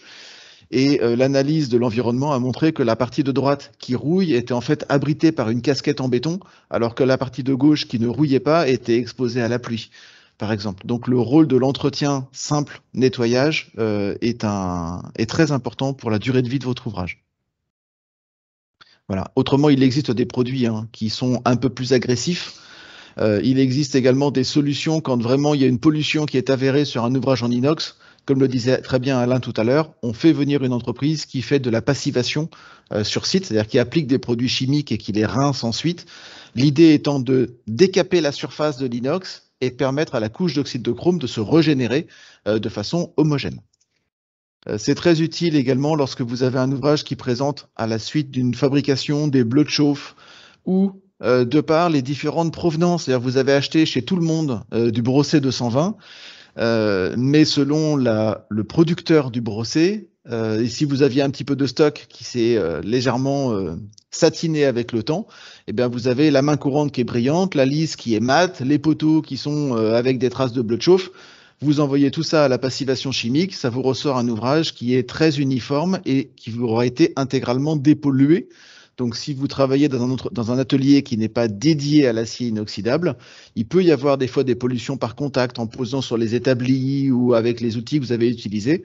Et bien là, le passage à la passivation chimique permet de dire « Ok, mon ouvrage a été intégralement dépollué, les bleus de chauffe ont été supprimés par le passage au chimique, les états de surface ont été homogénéisés, j'ai donc un ouvrage qui est garantissable dans le temps, moyennant, encore une fois, hein, comme tout ouvrage, un entretien. »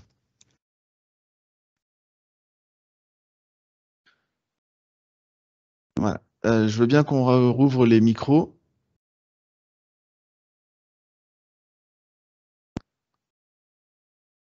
Ah. Les micros sont ouverts. Les micros sont ouverts, Jérémy, ceux qui veulent poser des questions. Effectivement, il y a une question ou deux qui sont arrivées dans le chat. Alors, voilà, dans le chat, il y a eu 2 questions. J'ai une personne qui a demandé s'il existait une chaîne de récupération de l'inox en France ou en Europe. Et je lui ai répondu en texte que oui, la plupart des entreprises de récupération de ferraille, que ce soit des Dieruijsbourg, des Paprec et autres marques que je ne connais pas, revalorisent ces matériaux-là et ils les revendent aux producteurs qui les réintègrent dans leur chaîne de fabrication. Parce que quand vous fabriquez de l'inox 304L et qu'on vous vend de l'inox 304L, vous le remettez dans votre chaîne et vous récupérez à la sortie du 304L. Donc c'est tout à fait existant. Et une autre question qui est de savoir s'il est possible de réemployer de l'inox sans passer par l'étape recyclage et si on avait des exemples en tête. Alors moi, j'en ai pas qui me viennent ici, à part de réutiliser des bâtons de maréchal d'une porte sur une autre. Alain, est-ce que toi, tu as déjà été confronté à du réemploi d'inox ? Alors, non, pas vraiment. Une fois, on a sauvé une série de baignoires pour grands brûlés. Alors, c'est pas très gai, mais ça existe. Mais simplement, elles ont été rénovées, décabossées, repolies et tout ce qui s'ensuit parce que c'était des objets de grande valeur en termes de fabrication, d'une grande complexité. Je n'ai pas après d'autres exemples. Il doit sûrement y avoir des choses. Alors effectivement, des garde-corps peut-être ou des choses comme ça, mais après le produit étant toujours adapté à sa destination, le retransformer pour le refaire partir, je n'ai pas d'exemple immédiat. C'est pas un peu comme dans le domaine de la charpente aujourd'hui où on commence à se pencher sur, je dirais, la recyclabilité de ces ouvrages. Là, en termes d'inox, je ne sais pas quoi dire. En termes d'habillage, c'est pareil, c'est trop compliqué de retransformer des tôles qui ont été pliées ou assemblées. Donc, non, je n'ai pas d'exemple. Peut-être ça viendra. Disons que comme dans le bâtiment, on fait aussi de la fabrication sur mesure. Du coup, changer la destination d'une fabrication pour la réutiliser, à part refabriquer quelque chose en partant des ouvrages qu'on a récupérés en disant je voudrais faire un bardage par exemple, j'adapte ma construction à ce que j'ai récupéré, c'est quand même assez compliqué de réutiliser comme ça. Il y a des études, hein, il y a plusieurs types de réemploi. Il y a le réemploi pour utiliser l'ouvrage strictement de la même manière, soit en prendre des parties et le mettre ailleurs, ou soit directement détourner complètement l'usage, ce qui est possible aussi. Il y a un énorme groupe de travail qui a été créé au niveau de la Fédération française du bâtiment national sur l'étude des réemplois avec un certain nombre de bâtiments. Il y a des fiches synthétiques qui en sont sorties. Il ne me semble pas avoir vu spécialement d'inox dedans. En tout cas, c'est possible, mais il y a justement, on étudie la partie critère d'assurabilité de l'ouvrage qui va être réemployé, le critère également de durée de vie, puisque s'il est donné pour une durée de vie de 50 ans et que, il est réemployé au bout de 45 ans? Est-ce qu'on lui redonne une durée de vie de 50 ans ou de 5 ans? Enfin, il y a beaucoup de questions qui se cachent derrière. Et bien évidemment aussi l'aspect économique. Est-ce qu'il est plus rentable de réemployer de l'inox plutôt que de le réacheter? En fonction de l'utilisation, c'est assez particulier, quels que soient les types de matériaux. Donc c'est vraiment du cas par cas pour l'instant qui est en train de se mettre en place, sachant que les pouvoirs publics veulent instaurer a priori 5% de réemploi dans les constructions. En tout cas, j'encourage effectivement tous les acteurs, effectivement ici autour de la table, parce que c'est tous ensemble qu'on y arrivera à faire le réemploi de l'inox. Et c'est clair que l'inox est déjà un matériau, effectivement, comme tu dis, pérenne, durable, qui se prête à du réemploi, et encore plus l'inox en métallerie, parce qu'il est plus facile de reprendre ces objets, je dirais, de seconde œuvre, qui sont parfois aussi en intérieur, des rampes d'escalier ou des choses comme ça, qui peuvent être démontés facilement. Aujourd'hui, le réemploi, ça concerne effectivement beaucoup d'objets sanitaires ou des portes, etc. Alors pourquoi pas aussi démonter des rampes d'escalier, des garde-corps de gare ou des choses comme ça. Pourquoi pas? Donc il faut qu'ils mettent un. C'est un petit peu compliqué, mais pourquoi pas? Alors j'avais oublié quand même un domaine où le recyclage des produits pour le réemploi se fait, c'est dans tout ce qui est tuyauterie, chaudronnerie. Là, ils peuvent récupérer donc des tronçons de tuyauterie, voire des vannes qui sont, je dirais, décontaminés, nettoyés, réparés, et ça peut repartir dans le circuit. On a une question également sur le chat de Mathieu qui nous dit concernant la passivation pour un petit atelier, il est souvent difficile de passiver entièrement un ouvrage ou de le faire passiver. Les solutions telles que, alors là il cite Nitty-Gritty qui est une des marques qui vend des décapeurs portatifs, sont-elles conseillées? En fait, tout dépend de votre besoin. C'est-à-dire que si vous travaillez dans un atelier propre et vous avez besoin ponctuellement de reprendre quelques bleus de chauffe liés à de la soudure, une machine portative, qu'elle soit de chez Nitty-Gritty ou un autre, ou chez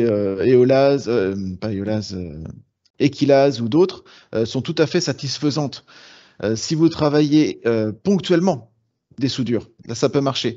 J'ai en tête un dossier où on a fait passiver intégralement des ouvrages, par exemple le centre recherche et développement d'EDF sur les plateaux de Saclay. Là, on a transformé 420 tonnes d'inox. Alors évidemment, les machines portatives sont plus du tout dimensionnées pour l'usage. Néanmoins, on en a quand même en interne. Ça permet de reprendre des bleus de chauffe, de reprendre des choses très localisées. Et puis surtout, ça permet de garantir, si vous travaillez dans un atelier que vous n'avez pas ou vous ne savez pas s'il a été totalement décontaminé, de vous affranchir de tous ces risques de pollution par contact liés à la transformation en atelier. Et il existe aussi, Jérémy, tu as tout à fait raison de le souligner, des gens qui font de la passivation et qui sont itinérants et qui viennent dans vos entreprises. Tout à fait. Bon, ils montent les barnums qui sont nécessaires parce que, évidemment, en termes de pollution, ils font très attention, ils fabriquent leurs bacs, leur rétention et tout ce qui s'ensuit, et ça permet d'avoir des ouvrages qui sont, en termes de passivation et de décontamination, qui sont garantis par ces gens-là. C'est quand même assez intéressant, quoi. Après, tout dépend de la taille de ce que vous avez à reprendre, parce que je me souviens que sur ce même chantier de Saclay, on avait la personne qui posait les garde-corps de sécurité en toiture, qui avait rien trouvé de mieux que de tronçonner ses chevilles provisoires avant de mettre ses couvertines, et qui m'avait pourri mes ouvrages juste en dessous. Et là, on avait une multitude de petits points, de pichenettes d'acier carbone qui étaient venus se coller sur nos garde-corps en inox, avec démarrage de corrosion. Donc là, l'entreprise qu'on a fait venir est venue quasiment au coton-tige, gratter chaque point et passiver chaque point pour garantir un résultat satisfaisant dans le temps. On avait Gabriel Ferry qui a levé la main mais qui l'a rebaissé. Je ne sais pas si c'est parce que là, on a répondu à une potentielle question ou pas. Gabriel, est-ce que vous avez toujours une question?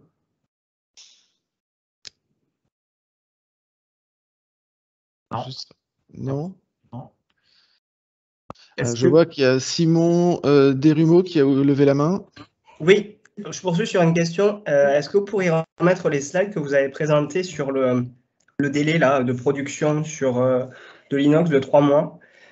Ma question, elle est plus large, mais c'est est-ce que quelqu'un pourrait nous expliquer la dynamique sur ce marché de l'inox qui se passe en fait entre l'extraction et voir, voilà, je ne sais pas s'ils introduisent un pourcentage de recyclage à l'intérieur, mais finalement, entre les prix qu'on observe voilà, sur le nickel et la traduction qu'on peut avoir, nous, au prix qu'on achète voilà, l'inox en tant que métallier. Jonathan? Oui, alors je suis en train d'essayer de structurer ma réponse. Non, La question est pas évidente, pardon. En fait, c'est une question qui est beaucoup plus large que ça finalement et qu'on nous pose assez souvent. C'est notamment au niveau des index aussi BT par exemple.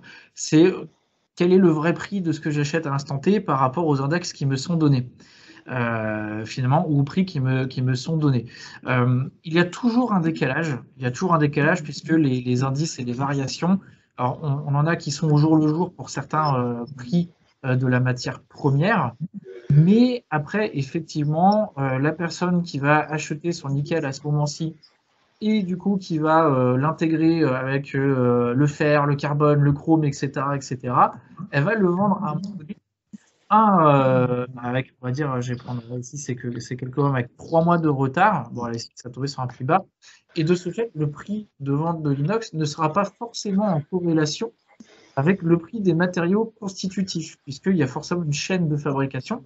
Là, ici, effectivement, c'est 3 mois. Et de ce fait, si on tombe sur ce pic-ci à un jour près ou celui-ci, on peut doubler, voire tripler juste le prix du nickel ici, qui était constitutif du matériau. Donc, je crois que c'est ce qu'ils appellent chez les producteurs le prix de l'alliage. Voilà. Et Sébastien, en tant que producteur? Alors, tout le monde m'entend, oui? Cette fois-ci, c'est bon? Très bien. Oui, alors, on parle d'un délai approximatif de 3 mois constitutif pour une production particulière en usine. Une aciérie, aujourd'hui, un délai de production, c'est à peu près 3 mois. Ensuite, on a des centres de service qui permettent de réduire fortement ce délai-là à quelques semaines. Mais en l'occurrence, la période qu'on vit aujourd'hui n'est pas propice à la remise de délai court. Donc ça, c'était pour le délai. Les éléments qui sont constitutifs d'un prix de vente chez un aciériste, c'est une prix de base métal et aussi le fameux extra d'alliage dont parlait Jérémy. Ça, c'est la part spéculative qui est liée au marché, clairement, sur laquelle qu'on connaît, qu'on peut connaître tous les mois, elle est fixée par le marché et elle n'est pas forcément en corrélation à l'instant T, parce qu'on prend cette valeur-là environ 3 mois en arrière. Donc c'est pour ça qu'il ne faut pas hésiter, comme disait Alain Quenel, à anticiper, à questionner les producteurs, à bien analyser son besoin, parce que si on se trompe d'une nuance, les prix ne sont pas du tout les mêmes et peuvent remettre en cause tout un projet. Tout à fait. Mais je vous invite à prendre contact directement avec les producteurs. Voilà, en général, on n'a pas de souci à ce niveau-là. Oui, mais c'est juste que, comment dire, j'ai pas de souci par rapport à ce niveau-là, mais par contre, moi, ce qui m'explique aujourd'hui, j'ai du mal à le comprendre et j'ai du mal à comprendre la dynamique. Voilà, là, je parle plus sur, nous, on travaille plutôt de l'acier, de la galva, mais c'est vrai que j'ai du mal à comprendre, voilà, vous parlez d'un aspect spéculatif. J'ai du mal à comprendre ce qui est finalement du fait de cet équilibre entre l'offre et la demande versus la spéculation que voilà, certains producteurs font, ou en tout cas, d'une certaine manière organisent. Il n'y a pas que l'offre et la demande. Je pense que la géopolitique joue aussi un rôle dans tout ça, parce que le nickel vient de pays qui ne sont pas toujours très stables. Et puis, c'est pareil, il y a aussi de la spéculation. Sébastien? Il y a très peu de producteurs de chrome ou de nickel, en fait. Et on subit un petit peu la même chose que les pays qui sont producteurs de pétrole. Dès qu'on a une offre qui va augmenter ou qui va baisser, il va y avoir une influence très très rapide sur le cours du nickel ou du chrome ou du manganèse ou du molybdène, et du coup avec des répercussions qui vont être assez rapides sur le prix du fameux extra d'alliage dont on parle. D'accord, merci. Est-ce que vous avez d'autres questions?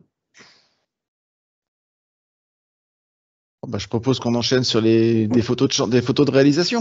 Ouais, on prend quelques minutes, Michel, hop, pour juste présenter quelques réalisations. Pour voir tout ce qu'on peut faire avec ce matériau. Voilà. Alors, enfin, quelques exemples. Voilà. Alain, je te laisse expliquer celui-ci.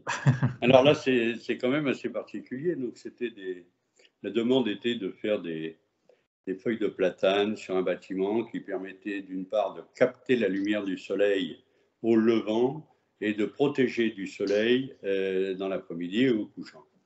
Il se trouve que ces feuilles ont deux faces et que, vous voyez, on peut aussi, je dirais, polluer la surface ou passiver la surface de façon à obtenir un aspect rouillé corten, parce que le but était d'avoir côté automne et côté printemps. Et là, ça nous a permis de découvrir que l'on pouvait faire un aspect corten avec de l'inox, avec la différence qu'il reste parfaitement stable dans le temps, qu'on n'a pas les couleurs et tout. Donc, ça a été une première expérience qui nous a emmené sur d'autres produits comme ça que l'on a appelé de l'inox corten chez nous. C'est-à-dire, c'est l'avantage de l'inox sans en avoir l'inconvénient des couleurs et autres. Et donc, en termes de stabilisation, là, on a pollué la surface, parce qu'il faut dire les choses comme ça, avec de l'eau salée, avec une température qui était d'environ 50 degrés, avec des différents cycles. On l'a fait subir des cycles salins, ce n'est pas très compliqué. Et après, on les a parfaitement rincés à l'eau claire, passé un léger coup de Scotch-Brite, re-rincé et envoyé comme ça. Et à notre grand étonnement, bon, ça a une dizaine d'années, ça ne bouge pas. Donc, on s'appuie sur cette expérience et ainsi de suite. Super. Alors là, on ne voit pas grand-chose, mais c'est assez particulier. Ce sont des structures de châssis fixes qui devaient être les moins visibles possibles, avec une inertie importante. Donc là, on a fait ce qu'aurait fait un métallier ou un serrurier il y a 40 ans. On a assemblé du plat et du carré, tout simplement vissé, et on a créé des feuillures extrêmement fines, et avec, bien sûr, sachant qu'on était étanche à l'air, mais pas forcément à l'eau, parce qu'on n'a pas des joints caoutchouc comme les châssis et tout ce qui s'ensuit. Donc, on a le profil de base qui, lui, est dissimulé dans le sol et qui est fait aussi office de chenot. Donc, ça récupère toutes les eaux qui s'infiltrent sur les verticales et sur la partie haute, parce que vous voyez des failles dans le plafond. Ce sont des vitrages qui sont complètement plans. Donc, le débordement ne se fait qu'en cas de pluie et en mise en charge. Et donc, on a créé une sorte de profil chenot en partie haute qui renvoie l'eau en partie basse et qui envoie ça sur les extérieurs. Bon, c'est une usine à gaz, mais c'était une demande. Et là, on est complètement hors DTU et notre propre assureur. Parce qu'il y a aussi ce souci-là. Oui, c'est vrai. Donc, on a passé les 14 ans sans problème. Pour l'instant, tout va bien. Là, ça, c'est un autre exemple de ce qu'on peut faire avec de l'inox. Alors, on est arrivé sur cet appel d'offres au bout du troisième, qui était systématiquement infructueux pour un problème de prix global. Ça passait absolument pas et ça ne traitait que la partie habillage du bâtiment, qui lui est un bloc béton, je dirais, sans autre forme de procès, avec un tout petit enduit minimal, puisque c'était destiné à être dissimulé. À partir de ce moment-là, on a commencé un tas de discussions et tout, et il a fallu trouver des solutions pour faire cet habillage qui était parti en tôle acier galvanisé thermolaqué. Donc là, on a proposé un inox 304 laminé à chaud de base, sur lequel on a fait un certain nombre de pliages, mais quand même, auparavant, on a passé les tôles à la monobrosse. Vous voyez, les brosses qui permettent de nettoyer les sols, ce sont des brosses assez lourdes, avec, on a mis du gros Scotch-Brite de décapage, donc sans enlever la partie calamine. Une tôle laminée à chaud a toujours une petite calamine, et quand on la frotte au Scotch-Brite, ça donne une espèce de poussière grise, là. Donc, on les a complètement nettoyés comme ça, Après, elles ont été découpées. Alors, les découpes, ce sont les découpes des plans de quartier de Marseille.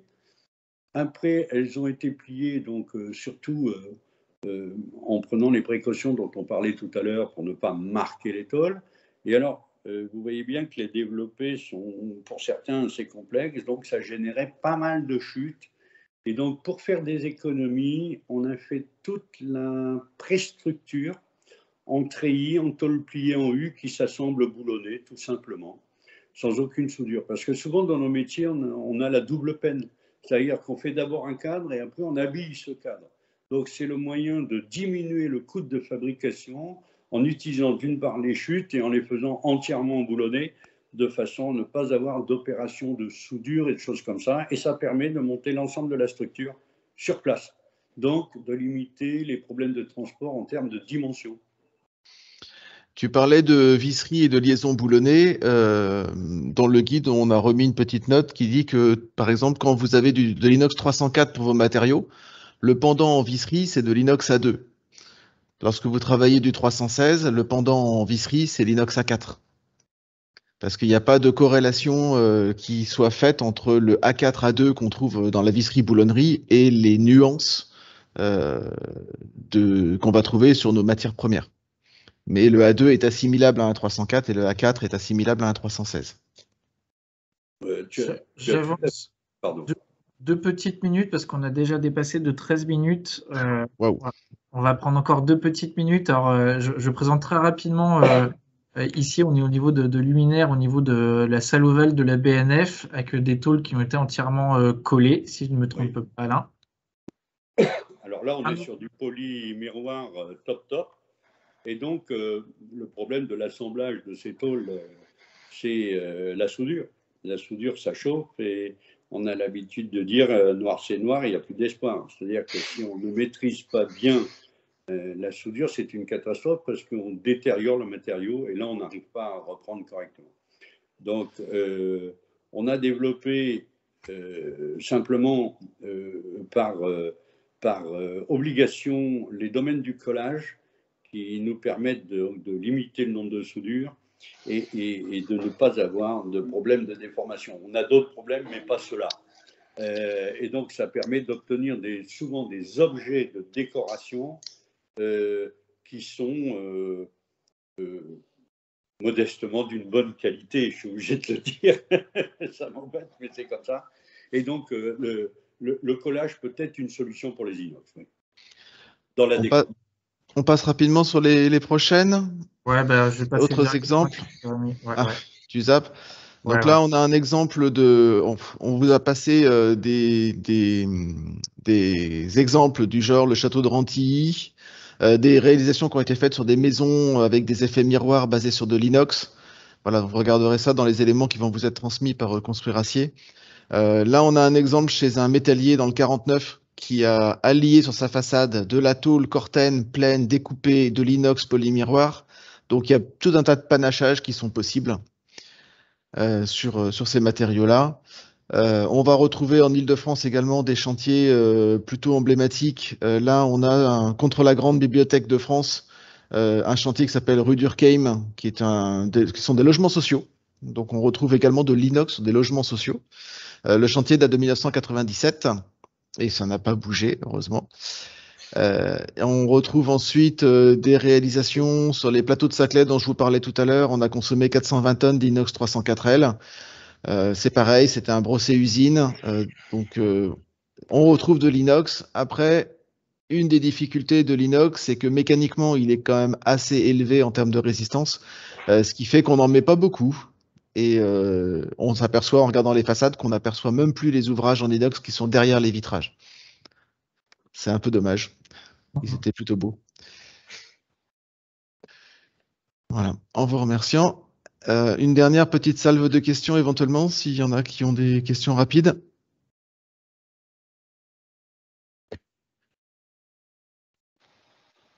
Non, tout le monde a faim. Ok, Michel, je te laisse donner le mot de la fin. Oui, j'étais justement en train de chercher sur notre plateforme YouTube, mais ces deux exemples que Jérémy Blanche vient de nous montrer à l'instant, ont été conçus par le même architecte, Francis Soler, et qui est intervenu à une de nos conférences sur la lumière. Et bien sûr, l'inox joue beaucoup sur cette thématique-là. Il avait présenté ses projets, notamment lors d'une de nos conférences qu'on a organisées à Paris. C'était il y a plus d'1 an maintenant, je crois que c'était même avant le Covid.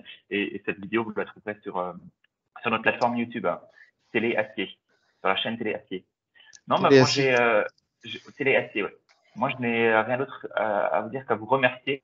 Déjà, à remercier très sincèrement Jonathan, Jérémy et Alain pour ces explications données avec beaucoup de pédagogie, avec beaucoup d'expérience et avec beaucoup de bienveillance. Enfin, je trouve que les explications ont été longues, mais je pense que beaucoup de choses ont été apportées et sont finalement utiles à la bonne prescription, au bon travail de tous ceux qui sont avec nous. Je pense que les métalliers ont appris beaucoup de choses.